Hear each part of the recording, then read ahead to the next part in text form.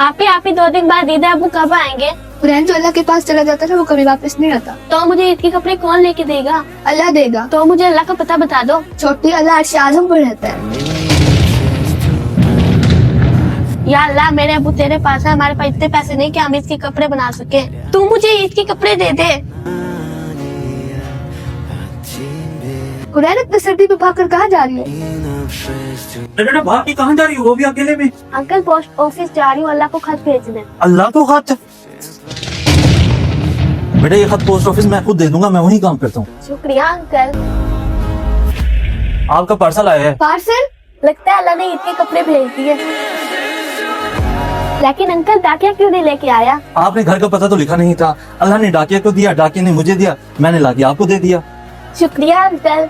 Video को like करें और कमेंट्स में अल्लाह को जरूर लिखें।